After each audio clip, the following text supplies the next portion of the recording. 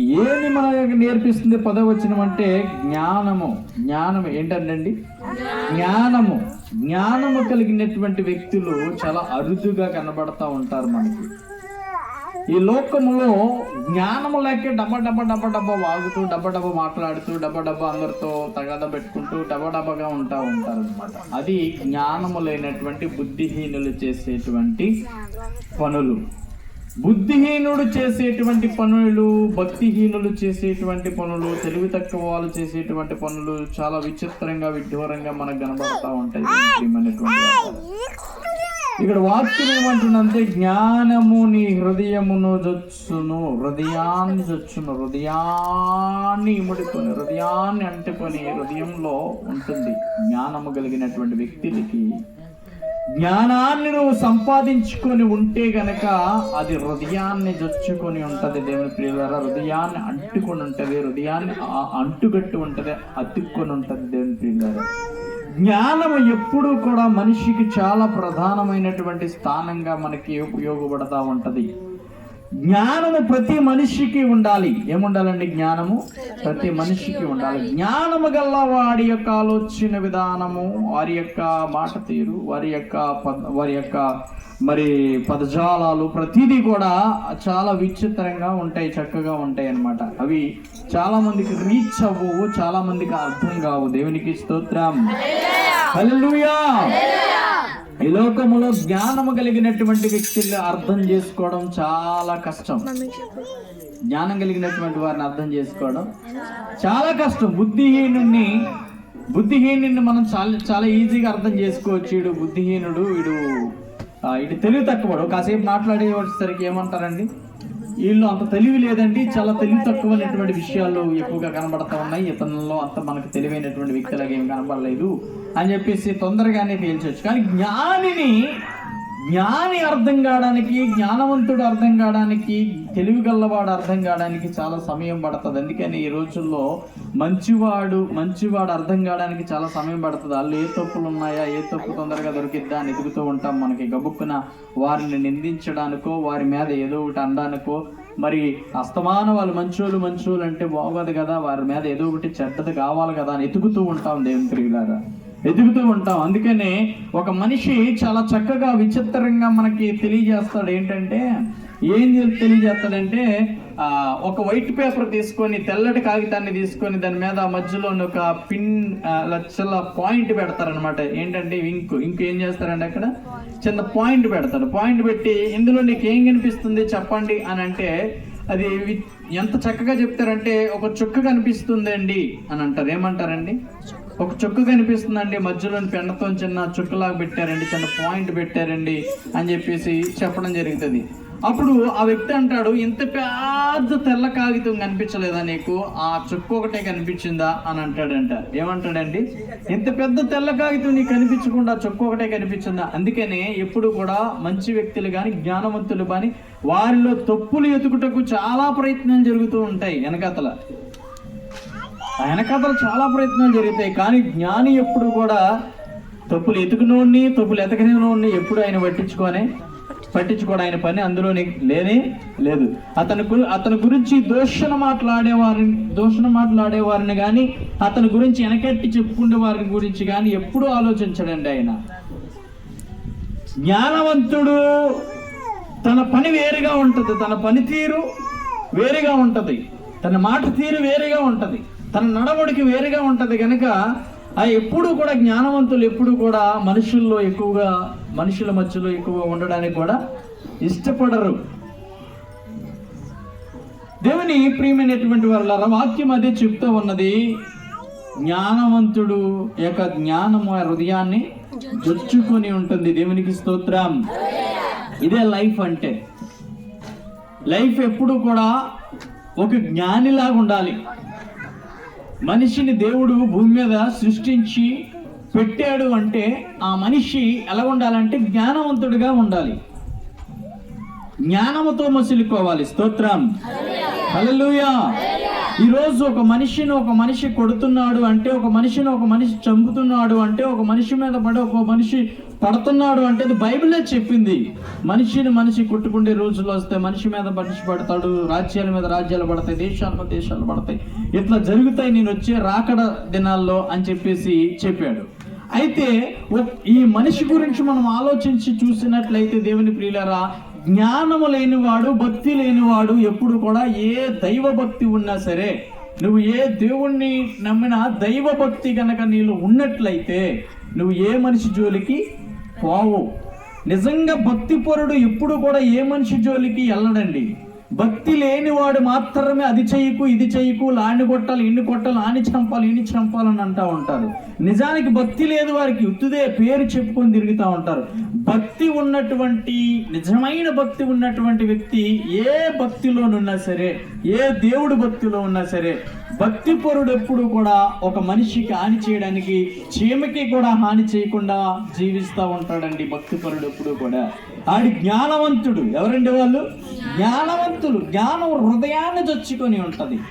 నువ్వు జాయ్ఫుల్ లైఫ్ని జీవించాలి అంటే, నువ్వు జాయ్ఫుల్ లైఫ్ నీలో ఉండాలి అంటే, దేవుని ప్రియమైనటువంటి వారలారా, మరి ఆ జాయ్ఫుల్ లైఫ్ ఉండాలి అంటే నీకు నీ యొక్క జ్ఞానము చాలా అవసరం. దేవునికి స్తోత్రం, హల్లెలూయా. చాలా మంది చెప్తా ఉంటారు లైఫ్ ఈజ్ బ్యూటిఫుల్ అంటారు. ఏమంటారండి? Life is beautiful. మరి లైఫ్ ఈజ్ బ్యూటిఫుల్ అయితే ఎప్పుడు ఈ లైఫ్ ఈజ్ బ్యూటిఫుల్ చెప్పండి? చాలా మందికి అర్థం కాని విషయం ఏంటంటే, పెళ్లి కానివాడు కూడా అంటాడు లైఫ్ ఈజ్ బ్యూటిఫుల్ అని. నా జీవితం చాలా అందంగా ఉంది అంటాడు. ఏమంటాడండి? నా జీవితము అందంగా ఉంది. నో, నేనైతే అంటాను, పెళ్లి కానివాడుగా నా మాట కానీ నా దగ్గరికి వచ్చి చెప్తే నీ జీవితము అందంగా లేదు అని అంటాను. ఎందుకు చెప్పండి? ఒక 15 సంవత్సరాల కుర్రవాడో, 20 సంవత్సరాల కుర్రవాడో ఇంకా పెళ్లి చేసుకోలేదు, వచ్చాడు, నా జీవితం చాలా అందంగా ఉంది, లైఫ్ ఈజ్ బ్యూటిఫుల్ అని అన్నాడు అనుకోండి. నేను చెప్తాను, నీ లైఫ్ బ్యూటిఫుల్ కాదు. ఎప్పుడు ఒక మనిషి జీవితం బ్యూటిఫుల్ అంటే, ఎప్పుడు ఒక మనిషి జీవితం బ్యూటిఫుల్గా ఉన్నది అని మనం చెప్పొచ్చు అని అర్థం చేసుకోవచ్చు అని చెప్పేసి మనం మాట్లాడుతూ ఉంటే, దేవుని ప్రియులారా, ఎప్పుడు మనిషి జీవితం బ్యూటిఫుల్గా ఉంటుంది అంటే, ఎప్పుడైతే మ్యారేజ్ అయ్యి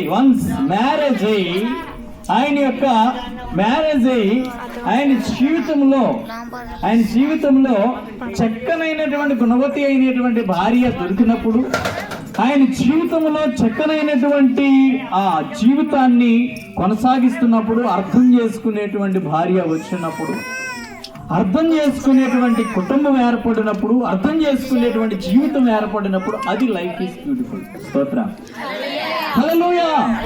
ఇప్పుడు పెళ్లి కానివాడు వచ్చి లైఫ్ ఈజ్ బ్యూటిఫుల్ అని అన్నాడు, పెళ్లి కాని అమ్మాయి వచ్చి లైఫ్ ఈజ్ బ్యూటిఫుల్ అన్నది. అన్న తర్వాత పెళ్లి అయిన తర్వాత అదే విషయం చెప్పగలవా నువ్వు? దేవుడు బంధాన్ని ఏర్పరుస్తాడు, ఒక జీవితాన్ని ఏర్పాటు చేస్తాడు, ఒక బంధం ఏర్పాటు కలిగి ఉంటుంది. ఆ బంధం లేకపోతే ఈ లోకంలో మనం బ్రతకలేము. సో లైఫ్ ఈజ్ బ్యూటిఫుల్ అంటే ఎప్పుడు చెప్పండి? మ్యారేజ్ అయ్యి అర్థం చేసుకునే భర్త వచ్చినప్పుడు, అర్థం చేసుకునేటువంటి జీవితం కొనసాగిస్తున్నప్పుడు, సర్దుకోరిపోయేటువంటి మరి మనుషులుగా ఇద్దరుగా జీవిస్తున్నప్పుడు, వారిద్దరి మధ్యలో ఎన్ని ఉన్నా సరే, ఎన్ని లోటుపాటులున్నా, ఎన్ని తుడుదుడుకులున్నా, ఎన్ని తుఫానులున్నా, ఎన్ని గందరగోళ పరిస్థితులు ఉన్నా సరే, ఇద్దరు ఒకటే మాట అన్నట్టు ఎప్పుడైతే కొనసాగుతారో అదే లైఫ్ ఈజ్ బ్యూటిఫుల్. అంతవరకు లైఫ్ ఈజ్ బ్యూటిఫుల్ కానీ కాదు, ఎప్పుడు కాదు. నీ అత్తతో నీకు పని లేదు, నీ మామతో నీకు పని లేదు, నీ యొక్క ఆ తోబుట్టులతో పని లేదు, నీ యొక్క మరుదులతో పని లేదు, భావాలతో పని లేదు. దేవుని ప్రియులారా, వారు కొంతకాలం మాత్రమే నీతో ట్రావెల్ చేయగలరు. నీ జీవితంతో ట్రావెల్ చేసేవాడు నీ భర్త, నీ భార్య. నీ ఇద్దరిలో కనుక కరెక్ట్ గా జీవిస్తున్నట్టయితే లైఫ్ ఈజ్ బ్యూటిఫుల్. హల్లెలూయా. అప్పుడు చెప్పు ఆ విషయం, నా లైఫ్ చాలా అందంగా ఉంది, నా జీవితం చాలా అందంగా ఉంది, నా బ్రతుకు చాలా అందంగా ఉంది, నా బ్రతుకేమి చాలా అందంగా ఉంది. అందము, నిజమైన అందము ఎక్కడ వస్తుందంటే జీవిస్తున్న జీవితంలో కనబడాలండి. స్తోత్రం, హల్లెలూయా. నీకు అందం వచ్చేది కలర్ను బట్టి కాదు, నీకు అందం వచ్చేది నీ యొక్క ఫేస్ మీద ఉన్న మచ్చలను బట్టి కాదు, నీకు అందం వచ్చేది నీ శరీరాన్ని బట్టి కాదు, నీకు అందం వచ్చేది నీ యొక్క మరి హ్యాండ్సమ్ కాదు, దీన్ని బట్టి నీకు వచ్చే అందం కానే కాదు. నీ అందం ఎప్పుడు నువ్వు అందంగా ఉంటావు అంటే లైఫ్ నీ గుణవంతుడిగా గుణవంతురాలుగా ఆ క్యారెక్టర్ కలిగినటువంటి జీవితాన్ని ఎప్పుడైతే జీవిస్తావో అది అందమైన బ్రతుకు. అంతవరకు అందమైన బ్రతుకు కానీ కాదు. నువ్వు ఎంత అందంగా ఉన్నా, ఎంత ఆకర్షణీయంగా ఉన్నా, ఎంత మరి మంచి చూడడానికి చూడముచ్చటగా ఉన్నా, నీలో గుణలక్షణాలు లేనప్పుడు, నీ మాట తీరు లేనప్పుడు బర్రెలాంటి వాయిస్ ఎట్టుకొని నువ్వు జీవిస్తే నీ యొక్క జీవితం అందమైనది కానీ కాదు. క్యారెక్టర్ లెస్ అయినప్పుడు, క్యారెక్టర్ లెస్ లో నువ్వు జీవిస్తున్నప్పుడు, క్యారెక్టర్ లెస్ లో నువ్వు బ్రతుకుతున్నప్పుడు అందమైన జీవితము కానే కాదు. ఇంకొకరికి చెప్పడానికి నువ్వు సరిపోవు కూడా. వేరే వాళ్ళు 10 మందిలోకి వెళ్ళి చెప్పు అనుకో, చాలు చాలులే ఆపు బాబు, నువ్వు ఇంకా ఆపు, నువ్వు చాలు నువ్వు ఆపే, నీ క్యారెక్టర్ లేదు నీకు. ఏమి లేదు? క్యారెక్టర్ లేదు నీకు. 10 మందికి చెప్పేవాడు ఎప్పుడు కూడా క్యారెక్టర్ఫుల్ గా ఉండాలి, జ్ఞానవంతుడై ఉండాలి. దేవునికి స్తోత్రం. జ్ఞానం లేక బుద్ధిహీనతలోని భక్తిహీనతలోని నువ్వు ఎప్పుడైతే కొనసాగుతూ ఉంటావో, బుద్ధిహీనతలో నువ్వు ఎప్పుడైతే జీవిస్తూ ఉంటావో, నువ్వు 10 మందికి చెప్పడానికి సరిపోవు. చెప్పినా ఎవరు వినరు. చాలు చాలు వెళ్ళిపోబోతు చాలు సరిపోయి. దేవుని ప్రియమైనటువంటి ఎవరా, జ్ఞానము చాలా ప్రాముఖ్యం. ఆ జ్ఞానముతో మసిలిపోవడం అది దేవుని వద్ద తప్ప ఇంకెవరి దగ్గర నుంచి రాదు. నువ్వు చూడు, కావాలంటే దైవ భక్తి కలిగినటువంటి వారిలోనే జ్ఞానం ఉంటది. ఒక మనిషి జోలికి వెళ్ళడు, ఒక మనిషిని దూషణ మాటలు మాట్లాడు, ఒక మనిషికి కీడు చేయడు, ఒక మనిషి పట్ల వేరే ప్రవర్తన కలిగి ఉండడు. అది ఖచ్చితంగా భక్తి ఉంటేనే. భక్తి లేకపోతే, భక్తి పరుడు కాకపోతే, దైవ భక్తి లేకపోతే, దేవుని భక్తి లేకపోతే, ఆ భక్తిలో జీవించకపోతే ఆ లక్షణాలు అనేవి రావు.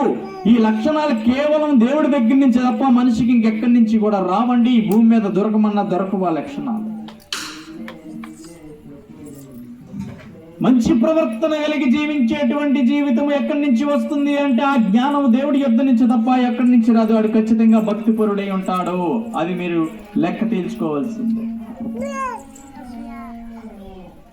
దేవుడిచ్చి జ్ఞానం కలిగినటువంటి వ్యక్తులు వారి నడవడికి వేరుగా ఉంటుంది, దేవునికి వారి తీరు వేరుగా ఉంటుంది. స్తోత్రం. నెక్స్ట్ వచ్చినాన్ని మనం చూద్దాం.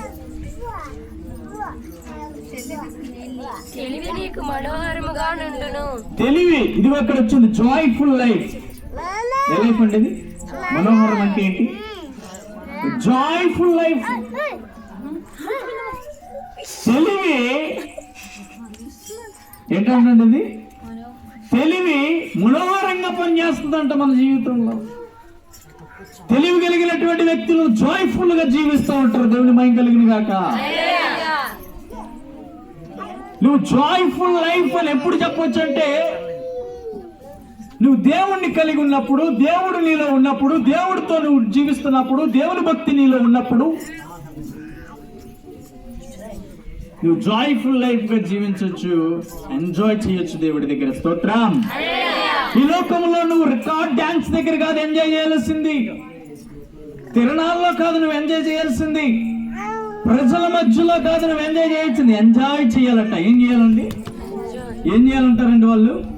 ఏం చేయాలంటారండి? మా ఫ్రెండ్స్ ఉంటారు, ఏంట్రా నీకు ఏం ఎంజాయ్ ఉండదు నీకు? అరే నా ఎంజాయ్ చాలా వేరు, నా ఎంజాయ్ నువ్వు చేయలేవు, ఒక్కసారి చేసావంటే నువ్వు బయటికి రాలేవు. స్తోత్రం. నేను చాలా ఎంజాయ్ చేస్తాను. ఏం చేస్తానండి? నేను చాలా ఎంజాయ్, మీకంటే అధికమైన ఎంజాయ్ నేను చేస్తున్నాను. ఎవరి దగ్గర అంటే నా యేసయ్య దగ్గర. నా ఎంజాయ్ మీరు చేయలేరు, చేస్తే కనుక బయటికి రాలేరు. నువ్వు చేసే ఎంజాయ్, ఒకవేళ నువ్వు చేసే ఎంజాయ్ సినిమా హాల్కి వెళ్తే 3 గంటలు ఉంటుంది, మళ్ళా నీ జీవితం బయటికి రాగానే మామూలే. నువ్వు చేసే ఎంజాయ్ రికార్డ్ డాన్స్ దగ్గర ఒక 2 గంటలు ఉంటుందో, 3 గంటలు ఉంటుందో, 4 గంటలు ఉంటుందో, మళ్ళా వచ్చేయంగానే మామూలు జీవితమే. స్తోత్రం. నువ్వు చేసే ఎంజాయ్, ఈ లోకంలో నువ్వు చేసే ఎంజాయ్ తిరణాల్లోకి వెళ్ళంగానే 1 గంట ఎంతో తిరుగుతావు, మా అయితే ఓ 3 రౌండ్లు వేస్తావు, 4వ రౌండ్ వేసి చిరాకు వచ్చేస్తుంది నీకు, వచ్చేస్తుంది. సో నువ్వు చేసే ఎంజాయ్ నీకు గంటల తరపున ఇస్తుంది, నీకు చేసే ఎంజాయ్ జీవితాంతం ఇస్తుంది. దేవుడు మహిమగలిగిన గాక. జీవితాంతం ఇవ్వడమే కాకుండా ఈ భూమి మీద ఈ జీవితం విడిచిపోయిన తర్వాత నా ఆత్మకి కూడా ఎంజాయే. ఎక్కడ తీసుకున్న ఎంజాయ్ ఇది? భూమి మీద దేవుని యొక్క తీసుకున్నటువంటి ఎంజాయ్, దేవుడి దగ్గర నేను తీసుకున్నటువంటి జాయ్ఫుల్ లైఫ్. ఏ లైఫ్ అండి? Joyful life. ఈ జాయ్ఫుల్ లైఫ్ ని దేవుడి దగ్గర తీసుకున్నాను నేను ఈ లోకంలో, దేవుడి దగ్గర నేను పొందుకున్నాను ఈ లోకంలో. ఈ జాయ్ఫుల్ లైఫ్ నాకు ఈ జీవితంలోనే కాదు, ఈ శరీరాన్ని విడిచిపోయిన ఆత్మ కూడా దేవుడి యొద్దకు వెళ్ళిన తర్వాత కూడా ఎంజాయ్ చేస్తుంది. దేవుని మహిమ గాక. హల్లెలూయా. ఇక్కడ ఒక్క దగ్గరే కాదండి ఎంజాయ్, అక్కడ కూడా ఉంటది. ఎక్కడ చేసిన ఎంజాయ్? దేవుడి దగ్గర చేసిన ఎంజాయ్. దేవుడి దగ్గర ఆనందించవచ్చు, సంతోషించవచ్చు, చాలా హ్యాపీగా ఉండొచ్చు. హల్లెలూయా. ఏం చేయొచ్చండి? చాలా హ్యాపీగా ఉండొచ్చు. దేని మహిమ కలిగిన గాక. ఎక్కడి నుంచి వస్తుందండి ఎనర్జీ? ఎవరిస్తున్నారండి ఈ శక్తి? ఎవరిస్తున్నారండి ఈ బలము? ఎవరిస్తున్నారు? ఎవరిస్తున్నారు చెప్పండి? దేవుడు. హల్లెలూయా. దేని మహిమ కలిగిన గాక. హల్లెలూయా. ఇది కట్టుతున్నప్పుడైతే 50 రోజుల ఉపవాసం. ఎన్ని రోజుల ఉపవాసం అండి? చర్చి కడుతున్నప్పుడు ఎన్ని రోజుల ఉపవాసం అండి? 50 రోజుల ఉపవాసం, కఠినమైన ఉపవాసం. సాయంత్రం ఫ్రూట్స్ మాత్రమే. తెల్లవారుజామున 3వ జాముకి లేచి కింద నుంచి ఇసుక మూటలు మోసుకొచ్చి, ఎవరు ఎత్తివలు లేకపోతే నేను ఒక్కడిని ఎత్తుకొని తీసుకొచ్చి పైన పడేసి, సిమెంట్ గట్ల ఎవరు ఎత్తివలు లేకపోతే నేను ఒక్కడిని ఎత్తుకొని తీసుకొచ్చి పైన పడేసి, మరలా నేను 6 గంటకల్లా అనకాపల్లి ఎక్కడ ఇది బస్సు కాంప్లెక్స్ లో ఉండాలి. నేను అక్కడి నుంచి మరలా నేను 9 గంటలకల్లా విజయనగరం డ్యూటీలో ఉండాలి. నాకు ట్రైనింగ్ డ్యూటీలు వేసారు దేవుని ప్రియులారా. ఎప్పుడు 1 నెల పాటు వేసారు 50 రోజుల ఉపవాసం.